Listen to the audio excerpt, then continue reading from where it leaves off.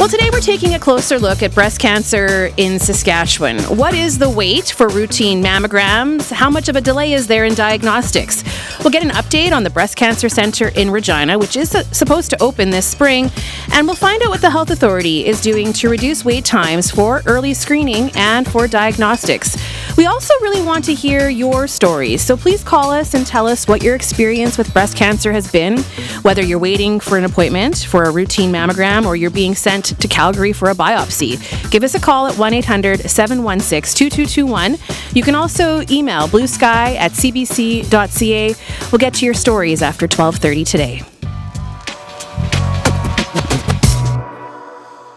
Leah Palmer is Manager of Early Detection from Saskatchewan Cancer Agency, and she is with us today. Leah, welcome to the show. Hi, thanks for having us. We also have Richard Dagenet, Executive Director of Medical Imaging with the Saskatchewan Health Authority. Richard, welcome. Thank you very much, Jenna. Great to be here. And we also have Carrie Hitzik, Executive Director of Tertiary and Surgical Services with Integrated Health Regina with the Saskatchewan Health Authority. Carrie, hello. Thanks, Leisha. Nice to be here. Yeah, thanks for being with us. Leah, I want to start with you. I know we have all three of you until 12:30, and we've got quite a few questions to get through, but I want you each to characterize how you think Saskatchewan is doing when it comes to early detection and diagnosis, the diagnosis of breast cancer. Leah, how would you answer that? Hi. No, thank you for this. As people have probably found in the last few months, that breast health can be kind of confusing in the province. And so we want to ensure that people are accessing the right services at the right times. So, for example, screening applies to a population that doesn't have any symptoms of breast cancer at all. So we want to make sure that those people who are going for routine mammograms are going to screening. And then if you are experiencing symptoms of lumps, discharge, skin changes in your breast tissue, that you are accessing diagnostic services for that. Richard, anything to add to that? No, I think that's a great introduction. Before we get to Richard, though, Leah, because you're the manager of early detection with the Saskatchewan Cancer Agency, and I appreciate you explaining the different avenues, right? Like there are people who just need a routine mammogram every couple of years, and there are others who something suspicious was found and they have to go through those next steps. But how do you think we're doing as a province in taking care of women no matter what stage they're at? No matter what stage they're at, I think we are having a lot of initiatives in place so that we can always improve what we are doing. So, for example, we are expanding our services in Regina and Saskatoon, adding machines in there, adding a second mobile unit so that we're able to increase access to screening as well for all our rural and remote and northern countries or communities, I should say. Yeah. Leah, I'll come back to you because I think part of the reason why some of it is confusing is that the guidelines have changed, and there's been some really interesting conversations about when people should be starting to go for those first mammograms. So I'll come back to you, Leah. There's so much more to talk to you about, but Richard, I'll now go to you to give you a chance to answer that question. How do you think we're doing in Saskatchewan when it comes to all the different levels? So from early screening to diagnostics to treating, how are we doing when it comes to breast cancer? I think slowly and surely we're starting to really get better. We're starting to see significant improvements. We have some opportunities over the last few months, and the fact that we began just over a year ago asking patients if they could travel to Calgary to receive services is a sign of that. But we're seeing market improvements, a number of initiatives going on. Leah talked to some of them in terms of some of the expansion that's happening in screening. We're also seeing a new breast health center in Regina that Carrie's going to be able to talk about. We're also seeing a bunch of other growth in terms of recruitment and new services being offered. So I would say ongoing opportunities, but lots of great work, lots of improvement and capacity building going on across the province. Carrie, how would you characterize things? Yeah, thanks, Leisha. I would agree with both Leah and Richard. I think really we're taking an improvement mindset and continuing to grow. I see that we have some patients or consumers with us today, and I'm sure some of the bumps along the way we've also heard, and really like trying to understand how we can do better and look at that every day. And I think it is across the spectrum of a patient's journey. So looking at screening, looking at treatment, looking at improved outcomes on the way through that journey. Do we have work to do? For sure. Has there been lots of great work going on? Yes. Before we get into where the bottlenecks really are and into more of that work that's being done to improve things, Leah, can you explain the guidelines right now? I'm pretty sure it was the start of January where Saskatchewan decided to lower the age of routine screening to 40. And there were, like I said, lots of conversations happening up until that point. So what are the guidelines right now? Hi, yeah. So the guidelines right now for screening mammography is if you have an active health card and are ages 47 and above, you are welcome to come and call in and book a screening mammogram at any of our locations in the province. So what kind of locations? Because I know that there's the breast cancer center in Saskatoon, but there's also just radiology clinics. So where would you book? So you would book in at a screening location. So that isn't our cancer center because none of our clients have active breast cancer. So to clarify, that is a very good clarification there. We have 2 permanent sites in Regina and Saskatoon. Then we also offer screening in Prince Albert, North Battleford, Yorkton, Lloydminster, Moose Jaw, Swift Current, as well as we have a mobile bus that travels around. It's currently in Bengoff so that people can access this screening service in their closest community. And you said 47. 47. So currently, yes, we are working to lower our screening age all the way down to 40, but this needs to be done in a phased approach so that we're able to help manage all of the people wanting a mammogram. So what 47 currently, and then in June we'll be dropping down to 45. In January, we will be dropping down to 43. And then June 2026, we'll be dropping down to 40. What if you're 40 and you want one now? What would be the process? That would be to go to your healthcare provider, discuss and kind of have a discussion about your own personal risks within your family and your lifestyle. And then from there, you would be able to be referred on for another test. Remind us what the thinking is in lowering the guidelines. There are benefits and risks to lowering the guidelines. So to start with the benefits, what is the thinking around lowering the guidelines to the age of 40? So in more recent studies, the age that certain populations get breast cancer have been lower. So for those who are not Caucasian, then they have an increased risk of getting breast cancer. Also, there are other factors as well, but lowering the age provides more opportunity to catch breast cancers at an earlier stage. And once we get to that age of 40, does that put us in line with other provinces? It's right now a varied approach across all of the provinces. Manitoba, I think, has announced that they'll be going down to 45 in June, pretty similar to us. They'll be phasing it in. Alberta is 45 as well. Ontario just lowered theirs to 40. It really varies across all jurisdictions. So what is the wait time to get in for a routine mammogram? I know it depends on where you live, but Richard, is that a question, or Leah, I'm not sure who's best to answer that, but what is the wait to get a mammogram these days?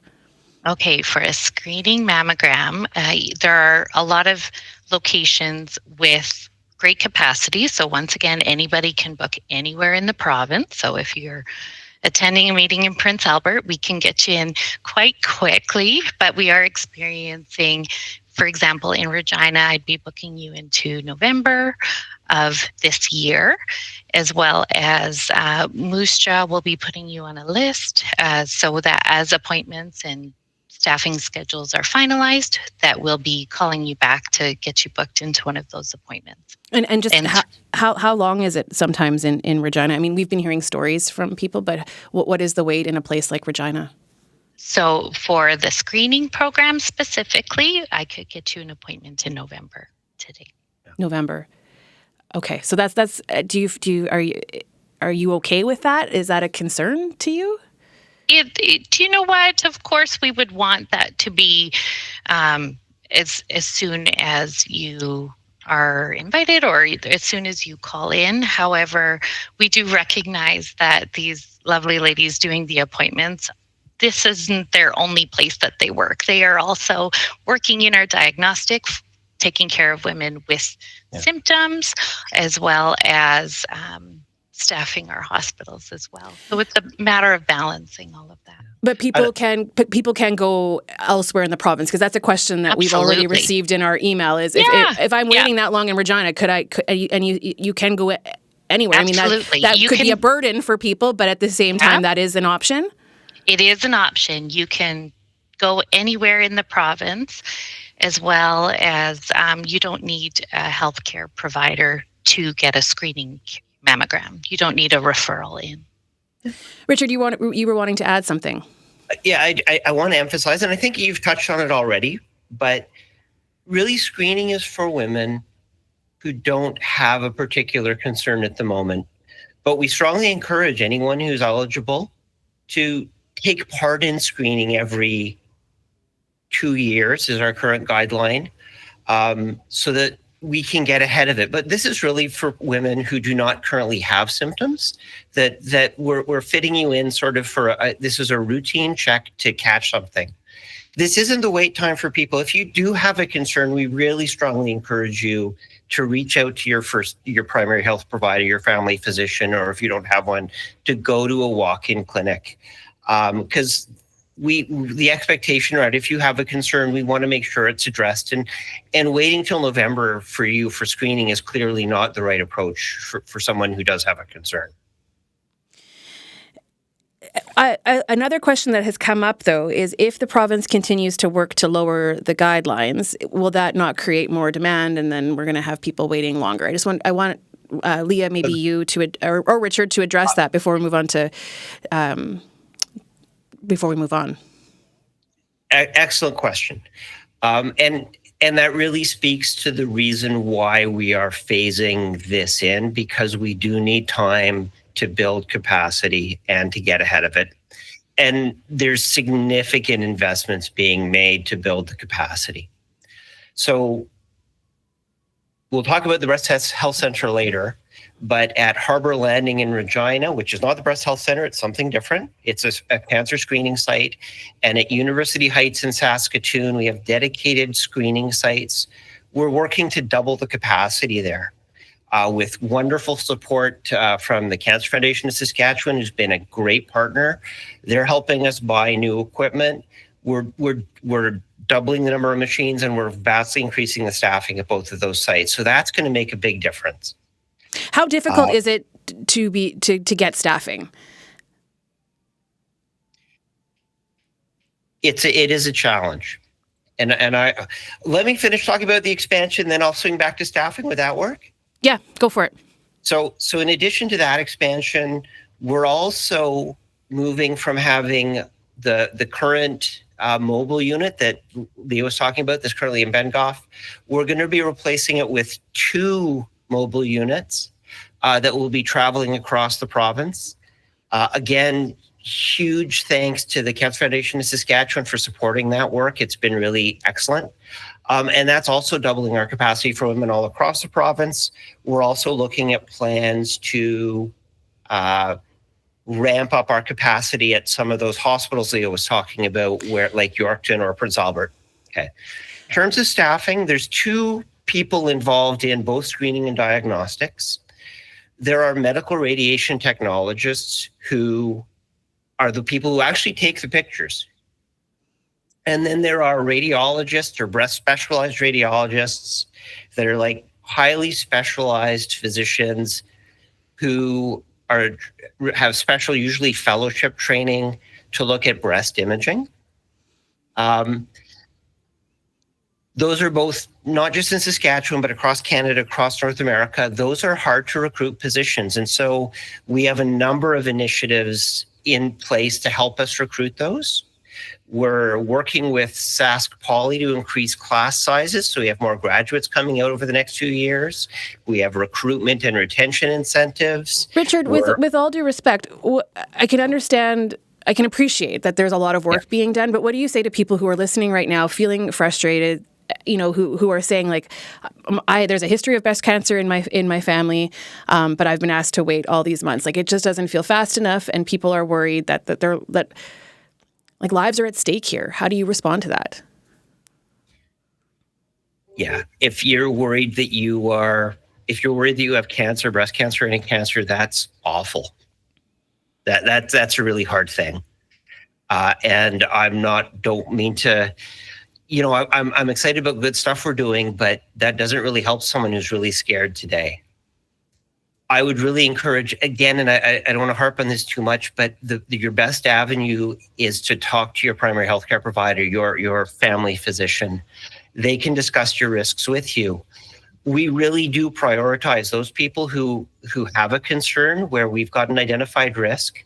We have pathways to make sure that they do get care as fast as possible. And those pathways, is that Calgary? Can you talk to us about why people are still being sent to Calgary? What scenario where a person would be in where that's the best option for them?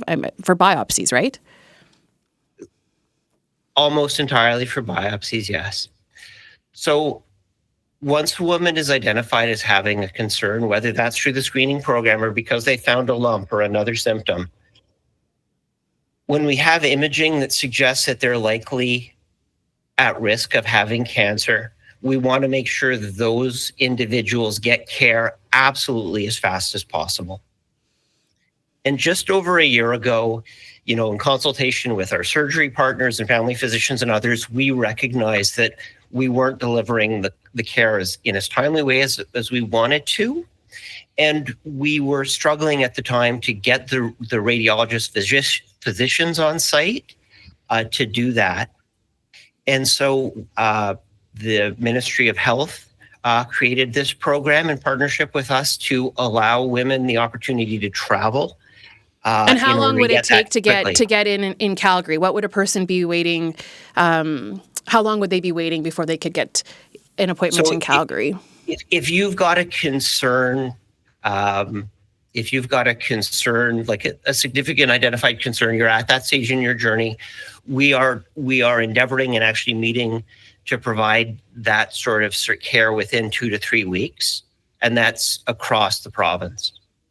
And how do you feel about that timeline? We've done a lot to build capacity. We have more breast radiologists in Saskatchewan now than we did then. We're continuing to build capacity. The extension of the Calgary program for those women at that really high risk who need that ultrasound-guided biopsy for the next year really allows us to have a relief valve to make sure that we're providing timely service while we continue to build capacity in the province. Carrie, why are we in this situation in Saskatchewan? Why are people having to go to Calgary, still waiting 3 weeks to get in Calgary? Why are we in that situation? That's a good question. I don't know that I can answer that, Leisha. It's not really in my realm. I think. Is that a Richard question? It is a Richard question. Okay, Richard. Why? I don't want to dominate all the airspace here. I think there's a number of factors. As we've talked about with screening, and the same thing is true with diagnostics, we do see some variation in wait times across the province. We are very close to and want to get to a point where those women who are at high risk of who are symptomatic are getting that timely, like week, 2 week access, and we are getting there. There are a number of factors that kind of led us here. Certainly the pandemic wasn't our friend. We could spend a long time talking about some of the impacts from that. We continue to work on improving staffing, and we're doing great work there, but that has been a factor in some different parts of the province. Yeah, I think I'll stop there, but it's really, there's a lot of demand, and we're working to make sure that we're ramping up to meet that demand. Carrie, I'll try putting another question to you. How do we compare to other provinces? Is that a question you can take? I would say, just like Leah said at the beginning, I think all provinces are really working towards improving their cancer care. I can't say specifically how we compare. For instance, our breast health center, I do know, Calgary, for instance, they have something similar to what we're building within Regina, and we already had one in Saskatoon that was serving our patients in the northern half. And so now we're just trying to equal our care within the province, throughout the province. So again, I don't know. I think we always have room to grow, and to say that we don't would be a disservice to our patients. But Leah, I know all three of you, not just you, Leah, but all three of you know intimately the situation that we're in. And I do hear you talking about all the improvements that are being worked on right now. But Leah, do you worry that, I'm listening, and when I hear stories from women, it makes me a bit worried. Will I get the care that I need? It sounds pretty scary, pretty terrifying. Leah, do you think about that? What if you found something scary and needed follow-up, and ended up in that situation? How would you feel about that?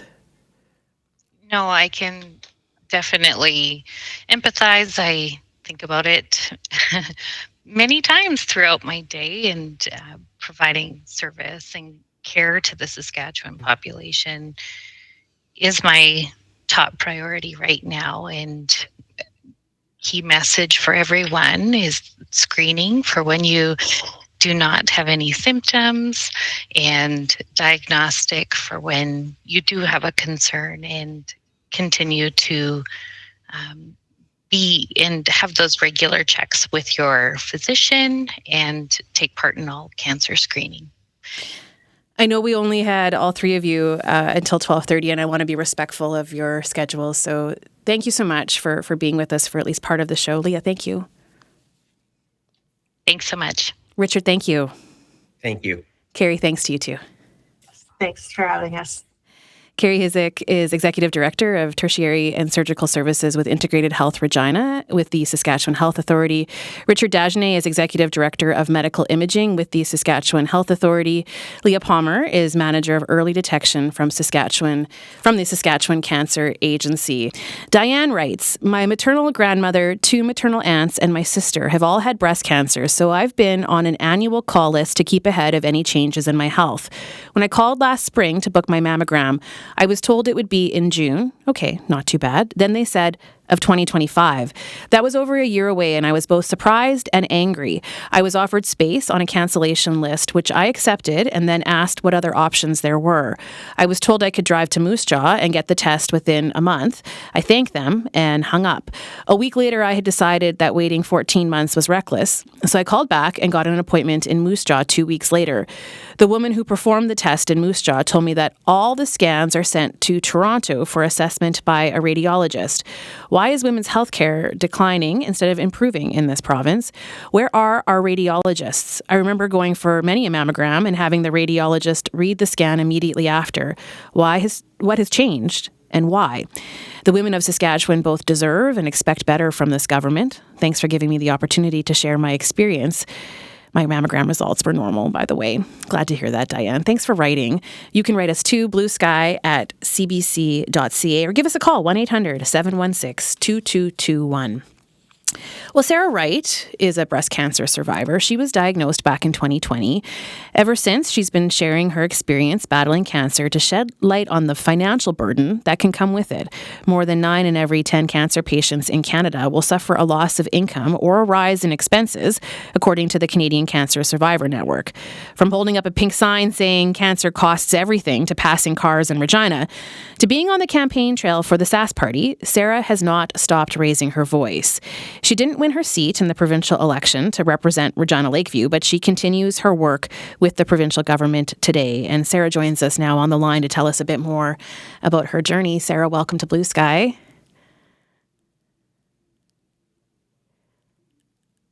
Oh, we can't hear you, Sarah.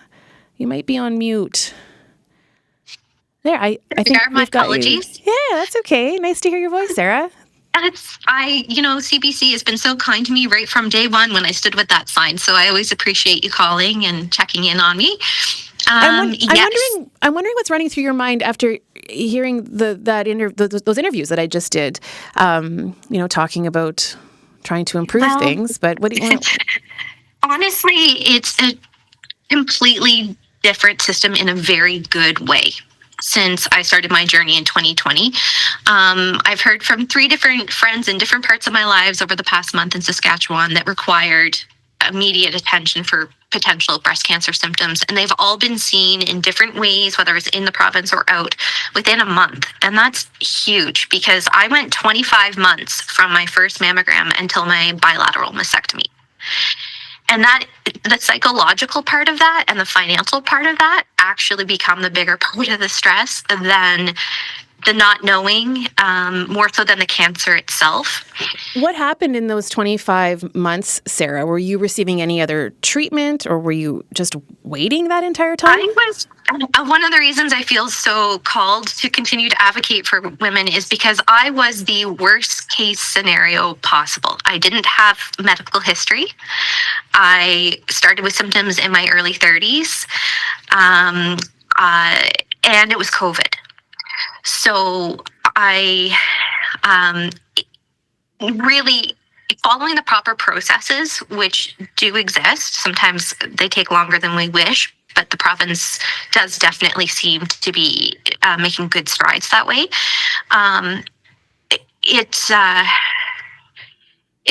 It's a devastating process, and mine was just so extreme that under normal circumstances it wouldn't be caught, and it wasn't. But I'm such an extreme example of not having family history or anything like that. I couldn't imagine once it was very evident that I did in fact have breast cancer, and then was still going months and months between tests and biopsies and then, enough time would go by. Sometimes I'd have to have it redone, but it was COVID. So again, it made everything so much more inflamed than the system typically is. Do you have an understanding of what we're dealing with right now? Like I know you this has driven you to get into politics. You didn't win your seat, but you're very connected still to the provincial government. What's your sense of the system right now? People seem to still be waiting. What's your sense? And they definitely will for a bit yet, just like Carrie was mentioning. But I'm just grateful to listen to them and hear that the things that were discussed when I first held my sign and really wanted a meeting with the Minister of Health, and thanks to the kind media coverage, it built a bridge for me to get there. The things we talked about in 2023 when I was doing that have come to fruition. It's really cool for me I don't work in the Ministry of Health, so it's awesome for me to hear the updates that they had today, because it's exactly what we talked about. It was what was promised to me. And what was promised to you? Tell us what was promised to you. Lowering the mammogram age down to 40 in a controlled way. And I love that she said in a controlled way, because otherwise we're just going to flood the system and get caught in the same loop.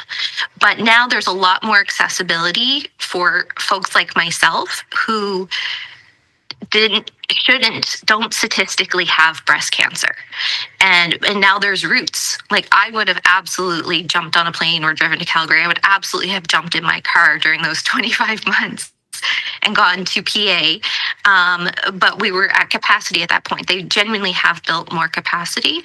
And I know how excruciating it was for me for those 2 years. And to be a woman who has a family history, who it's run in the back of their minds their whole lives, I can't even imagine how difficult that would be.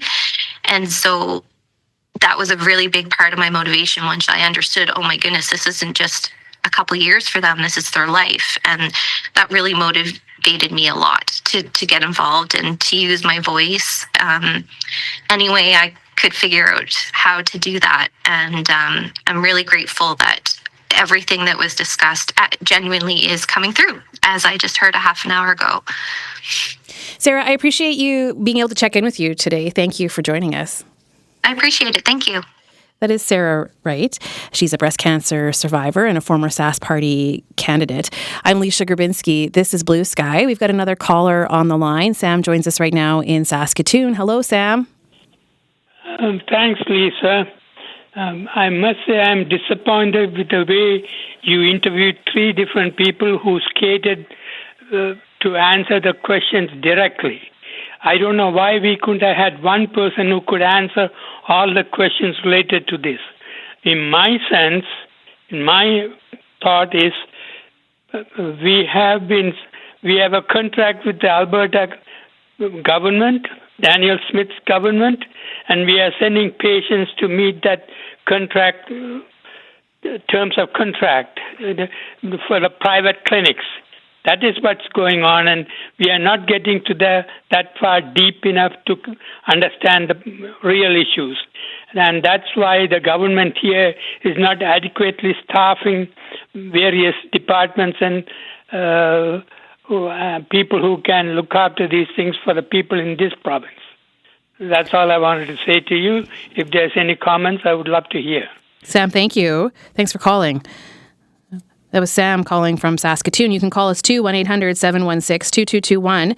You can also email bluesky@cbc.ca. Here's an email from Lindsay who writes, I have a 3D mammogram annually because of family health history. For the past 3 years, I have traveled to Saskatoon from Regina to do this, as there wasn't a 3D capability in Regina. This year, when I contacted my doctor for a referral, she told me that I was able to have this done in Regina now. I was contacted by the private clinic right away and was able to get an appointment within a couple of weeks. It could have been earlier than that, but I was away. Yesterday, I had my mammogram in a very pleasant clinic, and a few hours later, I was able to see the report online on eHealth. I cannot understand why any woman has to wait any length of time to have a mammogram in this province when this private and free option is readily available in Regina. Clearly, there isn't an efficient system to make sure this clinic is fully utilized to support the public mammogram options. That comes to us from Lindsay. April Berry lives in Regina, and she joins us on the line right now. April, welcome to the show. Hi, thanks, Leisha. Actually, I live in rural Saskatchewan, 2 hours out of Regina. Oh, that's right. You did say that, and often travel to Regina for care. Yes. So I have a family history. There's breast cancer in my family, and so I've made a point of regularly annual mammograms. I've been doing that for 17 years. I would call in January and get an appointment the first week of May, and that happened. I initiated that process when I retired 17 years ago. The pandemic threw a bit of a glitch in that, and I appreciate that. I appreciate the challenges of what was going on at the time, but the system has not righted itself since then, and that's concerning to me. I had my last mammogram last July, and in October called to make an appointment for a mammogram, and I was told that the first available appointment was the end of October 2025. So it was a wait list of 12 months. What I'm surprised to hear today is with the last few years of not being able to get mammograms on the annual birth date or anniversary date of my previous, I was never provided the option to travel, to go anywhere else in the province. And I mean, I'm used to going to other parts of the province for care, to Moose Jaw. I've been to Moose Jaw, Saskatoon, Regina. So that, that's just a fact of living in rural Saskatchewan. So that option was never provided to me. I also believe, in early intervention, the expansion of the eligibility age. However, I think we're setting ourselves up for a failure, even though, the previous speakers, the experts in our field have said that we're putting in place all of these things. My experience is that we have a long way to go as far as, having short wait times for mammograms. I'll be making a call shortly to find out where I can go in the province so that I don't have to wait till October. But I think they can do a better job of communicating that to people. I will say that when I get a mammogram, staff are great. The technicians are capable, friendly. I've had a couple abnormal mammograms, and I've worked with a nurse case manager to get me further diagnostic tests. Gratefully, I don't have any concerns, but it is concerning for someone with family history that has to wait 12 months for a mammogram. You found that unacceptable. Absolutely, and again. They're not doing a very good job or with the calls I've made of letting me know that you have other options of traveling to other centers if the wait list is unacceptable. So I think that's an important factor that the people who are in the call center, they should be providing that option to people. And giving examples, and being able to say, to give you a concrete answer, like if you go to Yorkton, you could get in on this date, or, Prince Albert, the wait is this. Like, you'd like that information given to you in as much detail, with as much detail as possible. Absolutely. So, as I say, I think it's great that there's enhancements, but I think we have a long way to go to right the system back to a place where there's acceptable wait times, and that women who have risk, family history, can get the appropriate standard of care, which is a mammogram every year. April, I'm glad we could connect with you. Thank you so much for joining us today. Thank you, Alicia. That is April Berry, who lives outside of Regina. I'm Alicia Grabinski. This is Blue Sky. Today you can call us with your experiences in either going for a routine mammogram for early screening, or if you had something troublesome show up and you needed to go for further care. What was that journey like? You can give us a call today, 1-800-716-2221. You can also email bluesky@cbc.ca. Let's go to Eileen in Saskatoon. Eileen, hello. Welcome to Blue Sky. Well, thank you very much for taking my call. I really appreciate it. My concern is that they're lowering the age for the mammograms, but they are cutting the elderly off at 75. When you hit 75, you are no longer on the list to have a mammogram, and I find that very disturbing. People are living longer, and there are a history of cancer. So why is the age sort of a factor now that's coming into the play? Because there's going to be more and more people requesting a mammogram because of the lowering of the age. But that doesn't mean you don't service the older part of the population. That's wrong. And it's too bad it's going to be three years because of your age and everything else. You will be waiting longer, and so on and so on. I find that very disturbing. So I asked my family doctor, I said, why is it that the rule now is 75 and no longer mammograms are required? And she goes, well, that's just a guideline. But personally, if you do want a mammogram, I can order one. But how many people know that? All of a sudden, they hit 75. They no longer get a notice to go in and have a mammogram, I find it disturbing. I'm glad you called. It's just too bad we don't still have the person with the Sask Cancer Agency to put that query to them to get a fulsome answer. But I'm glad you brought it up. Eileen, thanks for calling. Well, thank you very much for taking my call. I greatly appreciate it. I know there's a lot of advancements that have been done, but we still have like the other caller said, we do have a long way to go. And we have to consider all aspects of age groups and concerns because, like, my mother had cancer. And I do have concerns. Yeah, I hear that. Eileen, thanks for joining us today. Appreciate it. Thank you very much. That's Eileen calling us, 1-800-716-2221, or email bluesky@cbc.ca. Now, Mandy Casper is Provincial Manager of Saskatchewan for the Canadian Association of Medical Radiation Technologists. Mandy also serves on the Patient Voice Advisory Board with the Canadian Medical Association, also a radiation therapist by trade, and also a cancer survivor. So clearly, Mandy wears many hats, and she joins us right now. Mandy, welcome to the show. Hi, Alicia. Thank you for having me on the show and inviting me to speak on this really important topic. I think we've heard a lot, and I think for most of the listeners, we all want more answers from the three experts that are no longer with us. As you mentioned, I do wear many hats, and although I do not have breast cancer, I am a survivor of a different type of cancer, Hodgkin's lymphoma.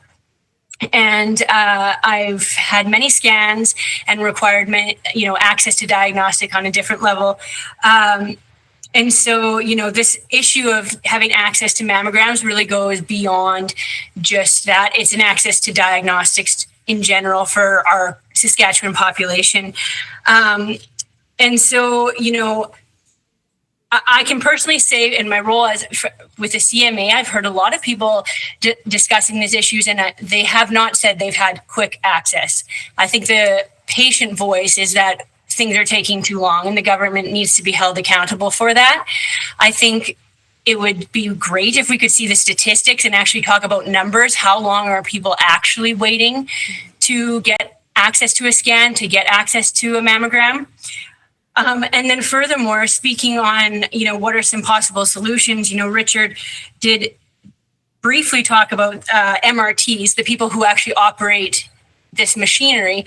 And, we need to remember that as much as the patient population needs access to the scan, the machines don't run themselves. And we need these specialized healthcare professionals to be able to operate and do the scans for us. So, I think it's very obvious that we don't have enough staff. There's only one school, for Sask Polytech in Saskatoon, where you can go and become an RTR, a radiologic technologist. And then you need specialized certificates, and you have to go to province to that to gain those certificates. So I think the government certainly needs to step up in their recruitment efforts in getting these people here, and also their retention, because these people are getting burnt out.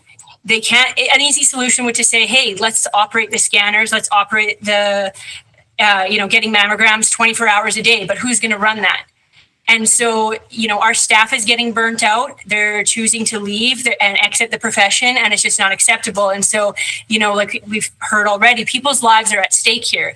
So this is a very serious issue that deserves a lot of attention, and I think it needs to be continue to share on the radio, and we need to keep going forward with this story. I'm sorry that you had your own cancer journey. Obviously, that's a motivating factor for speaking out and for being a patient advocate. But what is it that you do hope to accomplish? I know that feels like a big question. Maybe there's a lot that you probably want to do. But in wearing all these different hats, Mandy, what is it that you hope to accomplish? I think cancer is the one word that no one wants to hear. It's so scary. There's a lot of health concerns and we need diagnostics for all of those. But, I think the latest Canadian Cancer Society statistics is that 2 in 5 Canadians are expected to have a cancer diagnosis. 1 in 4 of those will die. Speaking to breast cancer specifically, 25% of those new cases in females are all breast cancer. So, what I would like to see is that cancer care in general improves and that we get timely access to our diagnosis, because there is nothing worse than knowing there's something wrong and having to wait, or to know that you have cancer and have to wait to get the scan to proceed with your treatment. And that's what I experienced. I didn't need a mammogram, but I needed a PET scan. And we only have one in the province in Saskatchewan, and it's often broken. And I had to wait, and my treatment was on hold, and I looked to go out of province several times, whether that be Alberta or to the States or BC. And, it's awful. And I wish that no one has to go through that, because no one wants to have cancer, and no one wants to have cancer and know there's nothing they can do about it, and they're stuck in the healthcare system. So if I could change anything, it would be that, and that's timely diagnostics and access to scans. Mandy, thanks for being a voice for patients. I really appreciate hearing from you today. Thank you. Thank you. That is Mandy Casper, Provincial Manager of Saskatchewan for the Canadian Association of Medical Radiation Technologists, also serves on the Patient Voice Advisory Board with the Canadian Medical Association, is a radiation therapist by trade, and also a cancer survivor. We have a few minutes left on the show, so let's get to a couple more callers. Dawn joins us right now in Regina. Hello, Dawn. Hi, Lisa. How are you? I'm well, thanks. What are you thinking about as you listen to all of this? Do you have a story of your own? I'm going to try to be as quick as I can. October, I had a mammogram. Within a couple of days, I was contacted to say I had to go for further testing because they saw something, and that was fine. October 24th, my doctor submitted the requisition. I got in on February the 11th to have my biopsy, to find out I needed to have 2 biopsies. And just an information, you can go to Calgary for an ultrasound biopsy and they will pay for it. I needed a stereotactic biopsy, which Saskatchewan Health will not cover. That's what I was told. Anyway, long story short, go in. I had two biopsies. One was fine. The other one, they found a lump. Now I'm waiting to get into my doctor with results to see if I need a lumpectomy. But a curious thing I was told while I was there by one of the nurses, a couple of nurses, 15 years ago, they had a system whereby you had a mammogram. That day that you had the mammogram, if they spotted something, a radiologist read it. If he saw something, that day you had a biopsy and took a look. They tested that day or the next day. They did a lumpectomy or whatever they had to do. 15 years ago, this was happening in Regina. So I'm wondering. I'm sorry. Yeah, you compare that to today. Absolutely, that blew me away. I could see maybe in a couple days, but that day, by the end of the day or the next day, you knew what was happening. So all this worry and scare and anxiety would have been relieved because you knew where you were at. Now, and God bless the nurses, the doctors, the people you speak to. If they weren't so caring and concerning and doing their jobs, this would even be a worse journey for me. I'm 73, had my mammogram. When I left, there's a sign. At the age of 74, you do not have to have any more mammograms. And I'm thinking, excuse me? Yeah. What do you mean I don't have to have any more? You don't have to come on a regular basis. They will not be contacting you anymore. In the meantime, I found out from my doctor she would requisition me one every year. But why at 74 or any age do they say, you don't have to have a mammogram anymore? I understand they're opening it up to younger people, as they should. Anybody who wants a mammogram in this province, if they're scared or they have a history, should be able to get it. Now, I guess this is going to sound a little sexist, but I wonder how many men who have lumps and stuff, how long do they have to wait? Maybe some of the people higher up need to come and talk to people like me or talk to other people. I'm just on this journey. I don't know what's happening. They think it might be cancer, so okay, lumpectomy, do whatever I have to do to move on. It's a scary process, and I say thank God for those workers out there that are burnt out, but they still keep doing their jobs with smiles and caring and compassion. And those people sitting in that big house on Albert Street don't seem to give a damn about women and men, because men get cancer too. Wake up. Dawn, Wake up. Health and education. We have to start doing something in this province before it gets even worse. I hear you loud and clear, Dawn. No, this. I hear that passion, and I'm so grateful that you called. Thank you, Dawn. I wish you all the best, you. okay? Okay, bye, Dawn. Okay, bye-bye. Bye. That was Dawn in Regina. And, we have more people waiting to get on the line, but we've run out of time. And so I apologize to those who are waiting. I know you've got stories that are important to share. Thank you. And if you feel compelled, you can still email us. We'll read them, and we'll see if we can do any follow-ups. bluesky@cbc.ca. I'm Lee Sugarbinsky. Thank you so much for listening. Tomorrow, we're going to do a deep dive into the intergenerational wealth transfer and what that looks like here in Saskatchewan. So be sure to join us between 12 and 1 right here on CBC Radio 1.